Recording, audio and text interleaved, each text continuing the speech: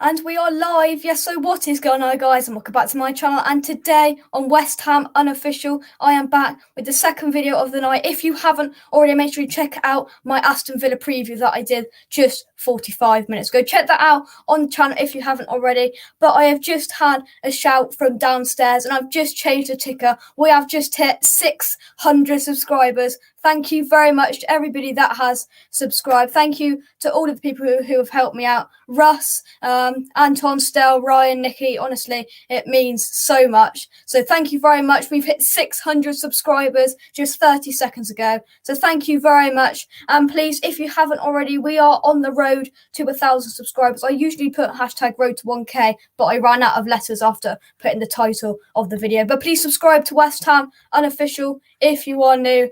And today we did receive the sad news that kind of in the last year's kind of absolute hero, Captain Sir Tom Moore, did pass away today. It was announced. So so my condolences go out to his family and rest in peace, Captain Tom. You really are a legend.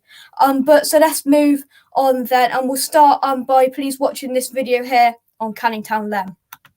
Canning Town Lane is your best place to buy custom portraits that you can buy for your family members. Canning Town Lane does animated portraits for you and your family. So as you can see up in the top corner, here's one he did for me here. They are absolutely fantastic portraits, very realistic to yourself in their like cartoon way that he does them. So please click the link in the description down below to his website, have a look, and I'd highly recommend purchasing a portrait from Canning Town Lane. So here's a couple of my ones, as you can see, very realistic there for me, and here's another one he did for me as well. They are very realistic, very good, and very kind of realistic and good to buy. So I really advise you clicking the link in the description down below to buy one of Canning Town Lane's fantastic portraits and come on your own.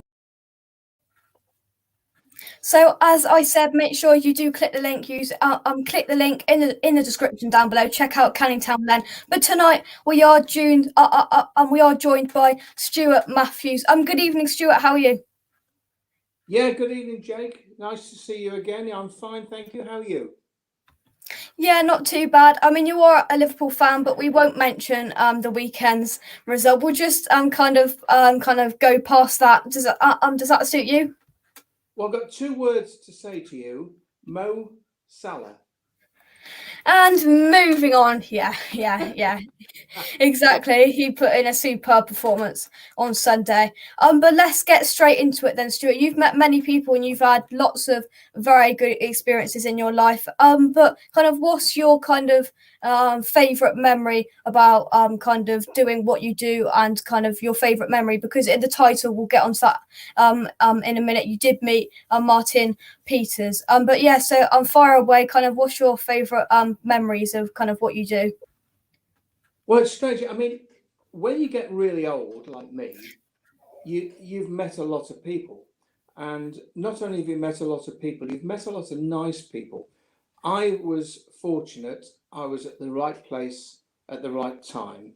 But I suppose, if I'm completely honest, the person who I enjoyed meeting most, and I fortunately spent a week with him and his girlfriend at the time, was George Best. He was one of those enigmas, and I was involved in a BBC thing called Superstars, and George was taking part in a competition, a Superstars competition in Oxford at Iffley Road, and he was going out with a lady called Mary Stavin, who was Miss World at the time, and I had to go up, Geoff Capes and I had to go up, and we had to do our interviews for our programme, which was being recorded in Nottingham the following week. And I was there with, all sorts of top stars and things, and felt a little bit out of my depth, if I'm honest. And George said to me, "What do you do?" So I said, "Well, I'm a PE teacher." And he went, "Oh, right." He says, "I've always wanted to be a PE teacher." And I went, "You're George Best. You want to be a PE teacher?" And he went, "Yeah." He says, "It was my ambition as a child to be a PE teacher." And anyway, we went out and we played football with a group of kids locally in the middle of an athletics arena at Iffley Road, where the 4-minute mile barrier was broken many years previous, in 1952 or 53, by Roger Bannister. And I used to teach PE, as you know, taught your dad. And when it comes to football, kids can see through you. But with George Best, he was playing and dribbling. The kids hadn't got a clue. And he had a skill and a movement memory that was purely his own. He spoke a different language to me and you and every other footballer I've ever met, and I've met a few. So I suppose really, and I took that lovely photograph of George when we were staying in the same hotel for the week, and I suppose I was really fortunate to have met such a wonderful and kind person, lovely man, who had problems, but his problems were outweighed by his talent. Yeah, definitely. I'm just for people who watch it, who don't know who you are. Just explain to us, kind of what you did in your time, and how you kind of came to meet all of these fantastic people. Okay, as a youngster, my dad, Ralph Matthews, who sadly is no longer with us, was a top sprinter. First man in Britain to break 10 seconds for 100 yards, as it used to be. And I fortunately inherited his fast legs. So I did quite well at school and after that at sprinting, as an international. But my big love was in fact surfing, and moved to the West Country in 1973. But I started surfing in 1964 when I was a Boy Scout, went on camp to Jersey, learnt to surf, and then that sort of dragged me into, like it was with you with football, it dragged me into the sport. And around 1980, I was fortunate enough to be in the right place at the right time, and I established a world record for the Guinness Book of Records of riding the 7 bore for longer than anybody else had, 3 and a bit miles on one wave. And I was then asked to come onto London Weekend Television to do an interview, because I was also part of the Surfing Association. And one of the guys watching it was a chap called Brian Jacks. Now, Brian Jacks, to people of your age, you probably won't remember who he was, but he was a judo Olympic gold medalist, and he did what's called the dips. On parallel bars, he would dip up and down, and he won BBC Superstars. Brian invited me up to London. I went up, and then he said, "Hey, can you teach me how to ride a surfboard?" So I said, "Yeah, love to. So we went down to North Devon. I took a group of kids from school, from King Arthur's where I was teaching, and I taught him how to ride a surfboard. And he went, "Why don't you do Superstars? You're an international sprinter. You've rowed internationally. You're surfing internationally. You've got to do Superstars." I went, "Well, I wouldn't know what to do." And he went, "Leave it with me." A week later, I got a phone call saying, "Come and do Superstars." It was the team event, and they put a water sports team together, the British Lions rugby, the England football team, and the British athletics team, which I was also part of at the time. So that was a bit of a paradox. Anyway, we had this reception in Bath, it's called Super Teams, BBC Super Teams, and I sat down in it's this Roman baths place, and we had this wonderful, majestic meal, and I saw my name down there, and on my left-hand side was Martin Peters, and on my right-hand side was Geoff Hurst, and I went, "Ooh, what do I do next?" Anyway, I sat there in awe of these people. I mean, I knew all the athletes. I knew Daly and Geoff and all those lots. Glenn Hoddle was just 2 down from me. I knew a few of the rugby players. I knew Roger Utley quite well. And Dave Wilkie, who was a friend of mine, who was a swimmer who won a gold medal in Montreal. But I was just completely starstruck by Martin Peters and Geoff Hurst. Geoff Hurst in particular, because he spoke to me and he went, "Hey, what's it like being a surfer?" And he says, and bizarrely, I promise you this is true, Martin Peters said, "But what do you do for a living? Are you a professional surfer?" I said, "No, I'm a PE teacher." And he went, I always wanted to be a PE teacher, just like George Best did. And so I had this wonderful evening with these two guys and a load of other stars. But I'll be honest, I was pretty starstruck because they'd won the 1966 World Cup and I'd watched it, in my council house in Liverpool in 1966. And I can remember going out on my bike afterwards going, yeah, we won the World Cup. And then suddenly I'm sat next to two of them. And then my mum and dad and my brother Andrew, who's a very good footballer, they were with me at the Super Teams event. And, I went and introduced them. I said, oh, this is Geoff Hurst, this is Martin Peters, this is so-and-so. And my dad shook their hands and they went, oh, tell me all about yourself. And they were really nice people. And the fact that my dad was linked to Liverpool Football Club, and they went, oh, Liverpudlian, eh? The Scouser. But they were charming and lovely. And, again, I was so very, very fortunate to be part and parcel of all of that. And then that moved on to the individual event. Yeah. Well, I mean, kind of going to this event and then kind of seeing just Geoff Hurst there and Martin Peters. I mean, just kind of, what was it like just being near them? You said you were kind of starstruck, but you said they kind of, just amazing people, really, don't you think? Well, they were normal. Often you look at people on television, you think, well, they're special. But no, they're normal people. And then years later, when I'd been part of writing a bid for the sports college at King Arthur's and the sports centre, and I managed to speak to Trevor Brooking, and Trevor came down and opened it. And again, he was just charming. In fact, he wanted to come in and join in lessons. So these people, although they've got this amazing talent of being footballers, whether it's Martin Peters or Geoff Hurst or Bobby Moore or Trevor Brooking, they all had ambitions when they were your age, and a number of them wanted to do my job. And I thought, hold on, I want to do your job. I wish I'd been as good a footballer as you were. And it was quite a paradox that they were so keen on knowing about me when I was more keen on knowing about them. And, the likes of Geoff Hurst, he's done so much good and he's helped people throughout his life, as has Martin Peters. And, that people mistake fame for being different. They're just human beings. And most of the people I've ever met, with probably one or two exceptions, have been just lovely, lovely people.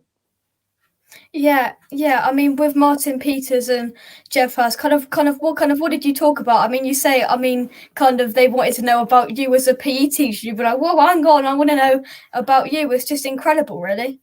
Well, we talked about the World Cup, and I played a bit of football at the time, at Tranmere and at Dover and Margate and Folkestone and places.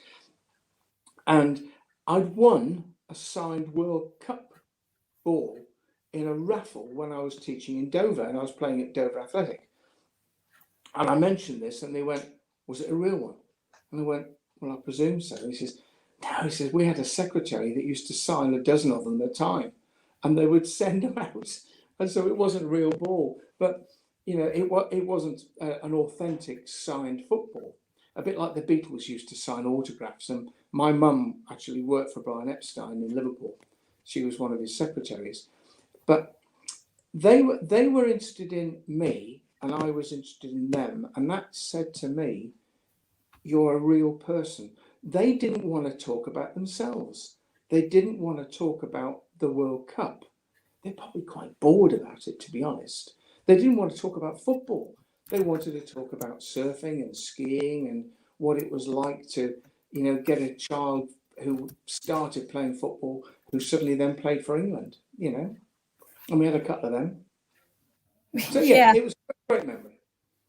Yeah. I mean, it's something that you'll never forget, meaning kind of two places down, you've got Glen Hoddle and you've got kind of just the World Cup winners, kind of fresh off the bat, Geoff Hurst, Martin Peters there must have been absolutely incredible. And the fact that they wanted to know about you as a PE teacher, and then George Best, perhaps one of Man United's best kind of players that they've ever had, wanted to be a PE teacher himself, and he was one of the most successful strikers in kind of Man United's history. Is absolutely I'm kind of incredible and humble to you because they wanted to do their job, even though the kind of the position they were in.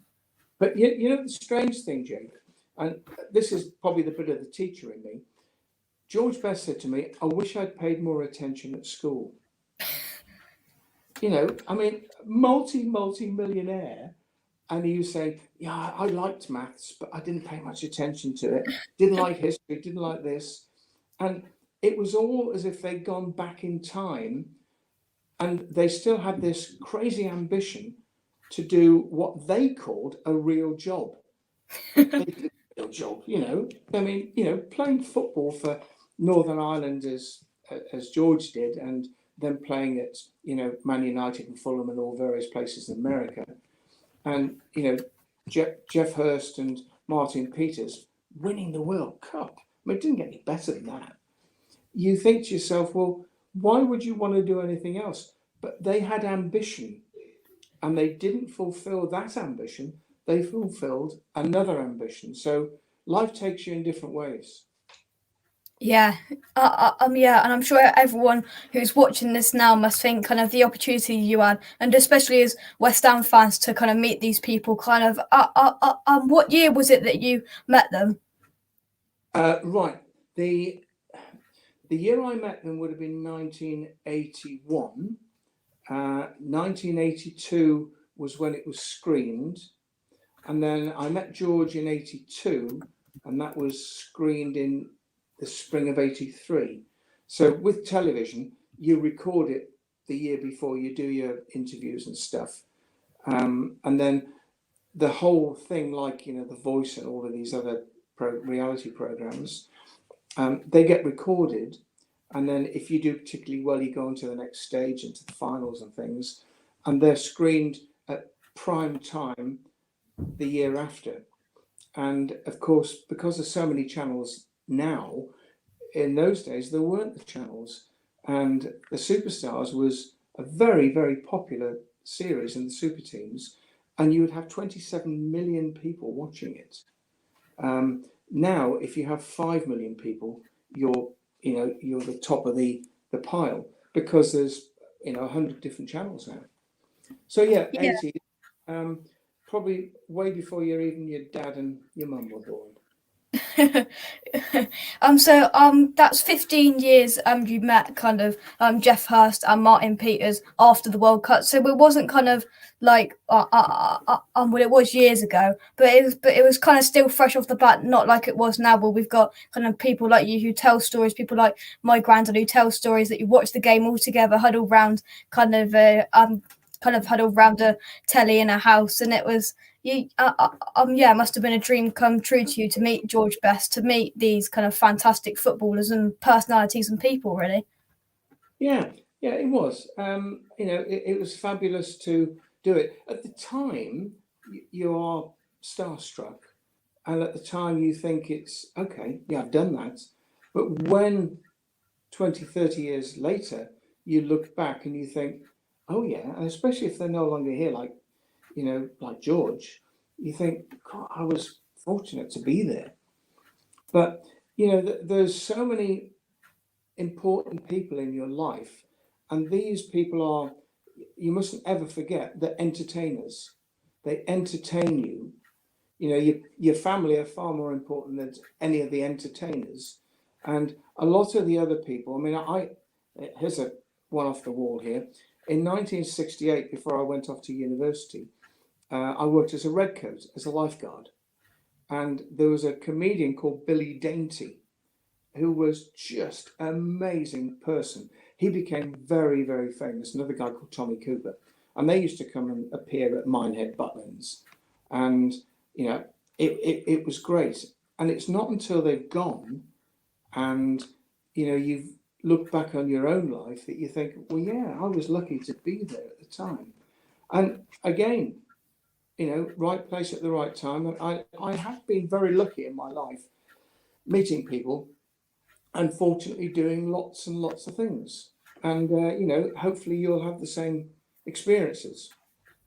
Yeah, you mentioned earlier that George Best kind of said that he kind of wanted to do better at school and wished he listened more. And I'm sure kind of somebody in the chat, my dad says that that he used to do that. I'm kind of a kind of King Arthur's PE teacher where my dad went to school. Kind of what was that like from going there to them meeting these fantastic people? Well, I tended not to say anything, to be honest. I had like a dual life. I had my sporting and television life, and I had my proper job, which was teaching, which was the most important thing for me. And one day when I was doing some work for Sky, I'd be interviewing somebody like the Prime Minister, and then on Monday I'd be back teaching Year 7 football. And to be honest, that was more important. The other bit was just padding. It was like it was like a Christmas present in the middle of the year. That you've met so and so. I've got to tell you this one. This was lovely. I was asked to play cricket. Now you're a cricketer. Your dad's a cricketer. My father-in-law was a top cricketer playing for Notts. Knew people like Harold Larwood and this, that, and the other. And my mother-in-law worked at Notts at Trent Bridge, at the squash club there, and she used to meet Brian Clough, and they were very good friends, and all this, that, and the other. But I wasn't a very good cricketer. I was a good bowler, but batting, no, not really, to be honest.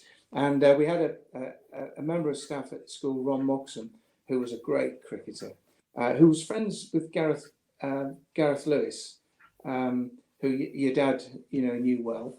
Gareth Williams. Is it Derek Williams' son? Anyway, Bruton chap, top cricketer. And anyway, I was playing this celebrity cricket match, they called it. For some reason, they were short, so they called me in. And I took a catch, which I ran like crazy because I was a runner, and I leapt up and I caught this ball, which I should never have caught. It was more by luck than just. And this guy came over and gave me a big hug with his black Alsatian, and it was James Hunt, the racing driver. And then another guy came up and went, "Oh, well done, Stuart," blah, blah, blah. And it was another racing driver called Derek Bell. Now, I had a VW Beetle at the time, not a lot of money, and it wasn't working terribly well. And Derek said, "I'll follow you back to school," because actually I had to get back to school in the afternoon. So Derek Bell, who won the 24-hour Le Mans, goodness knows how many times, Gareth Andrews, sorry, he followed me back in his articulated lorry onto the school playground, undid the back of it, and pulled out his Le Mans car, his 24-hour Le Mans car, and he says, "Hey, Stuart, perhaps the kids would like to see this." And all the kids came out at the end of the day, swarming around this wonderful car. And I'm thinking, this is a bit surreal. There's me, I've just been playing cricket with Derek Bell and James Hunt, Peter Scudamore, and a load of other guys. And I'm now back in my real world with a 24 Le Mans car sat on the front playground at King Arthur's with Derek Bell talking to the kids. And Derek, although he was a racing driver, his main job was a farmer. He farmed calves, for veal down near Poole. So everybody has a real job, and some people are lucky enough to turn that real job into a career. Yeah, definitely. And you've mentioned that you were kind of I'm a surfer. I mean, going from meeting these people, kind of what was it like being a surfer? Well, I mean, it was my first love, really, if I'm honest. I mean, I was a bit of a sprinter as well, but surfing to me was like trying to capture and harness nature, which you can never do. And I fortunately traveled the world. I've been over to America, and in 1988 I went to China, and there's a tidal bore like on the River Severn, but the River Severn, it might reach 2 meters in height, but the one on the river in China is 8 meters high. This wave coming up the river kills probably 12 to 1,500 people a year through flooding. And I was at an athletics match in Leicester, representing the Southwest, I think. And a guy I knew who was a BBC commentator, Ron Pickering, who actually did the commentary for Superstars, said to me, "Any plans, Stuart?" So I said, "Well, yeah, I'd like to go to China, Ron, and surf the biggest tidal wave in the world. Nobody's ever done it." So, in fact, I managed with the television contacts to get National Geographic to take me in 1984 to see the thing. In 1988, we made a documentary, and I was the first person to surf this 8-meter high tidal wall. And of course, that then opened up other doors, doing other things. And bizarrely, and it's purely coincidental, that I had an email at the beginning of this week, well, it was on Sunday, from a chap who's asked me to come back to China, because I did that in 1988, and now they want to go back and do it again. And this is going to sound a bit big-headed, but it's not meant to be, I promise you.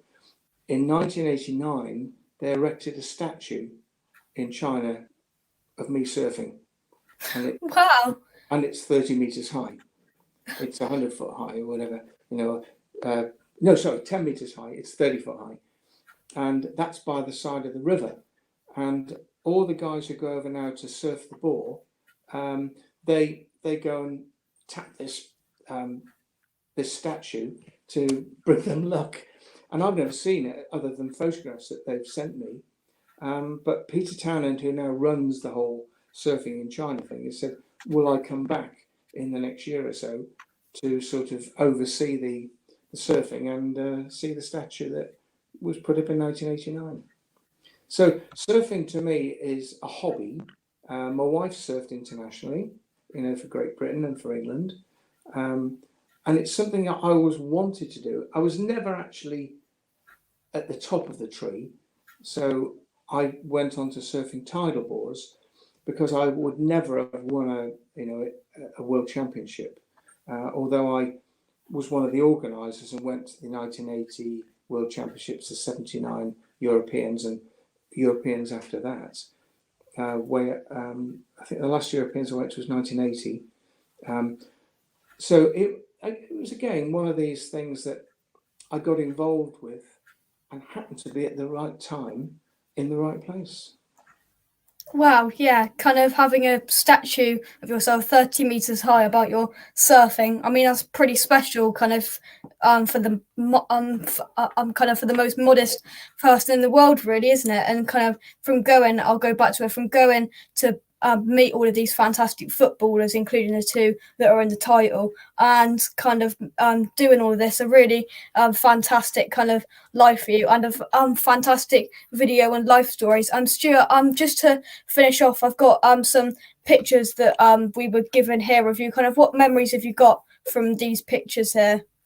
Well, that one of George, this was in Oxford, and we'd spent the week together, as I mentioned, and there was the Scotland goalkeeper there, and a couple of boxers, and this, that, and the other, and basketball players. But George was petrified of water, couldn't swim, and had to do canoeing.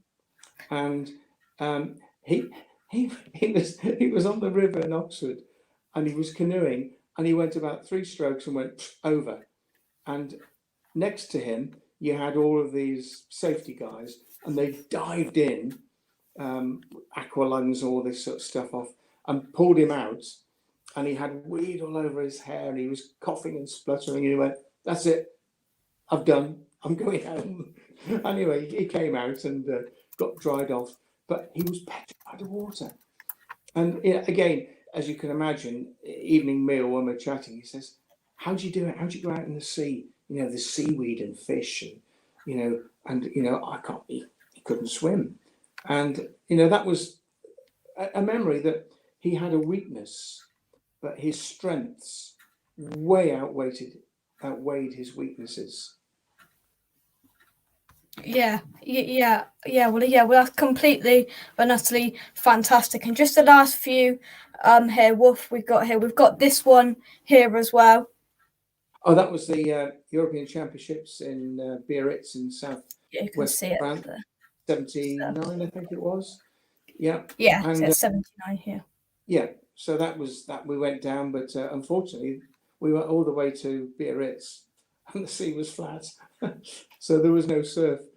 And then in 1980, we came back and we had the Worlds there, and the surf was huge. And then 81, we went over to Huntington Beach in California. I had an international over there. So, yeah, that was, again, I got involved in an official capacity rather than being one of the surfers. But my wife was actually one of the surfers in that competition.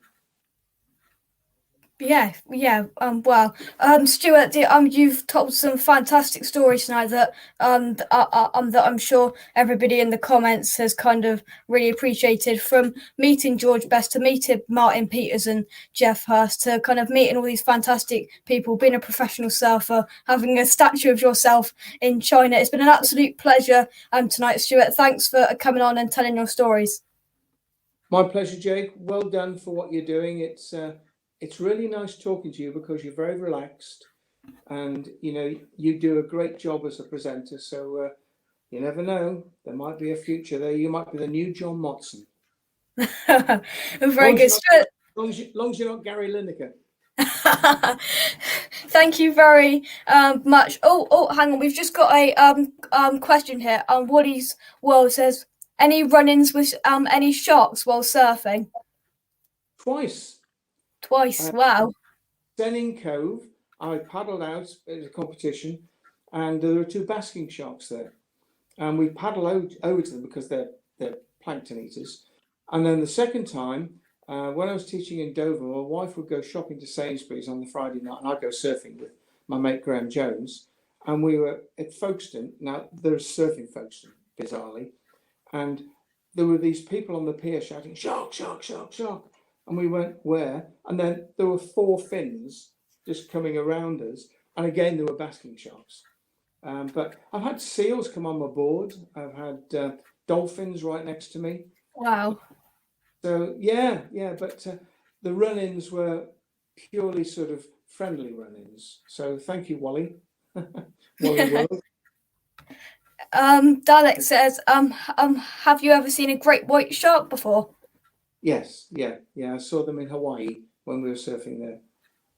And at Waikiki Beach, of an evening, you can't actually go surfing in the evening because the sharks come into very shallow water.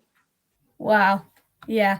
And Dad says, can he remember his duck in a 20-over game at Bruton? I'm far too polite to mention anything like that. So who knows? Dalek says, oh my god, scariest shark ever. Yeah, kind of having a run in with any type of shark must have been scary, but seeing a great white shark must have been amazing. But Stuart, thank you very much. Thank you to everyone in the chat tonight. Make sure you subscribe to West Ham Unofficial. We've hit 600. The next stop's 1,000 subscribers. So subscribe if you are new. I will see you. When will I see you? After the game tomorrow night against Villa. From me and from Stuart, thank you very much for watching. And come on your minds from me, and goodbye.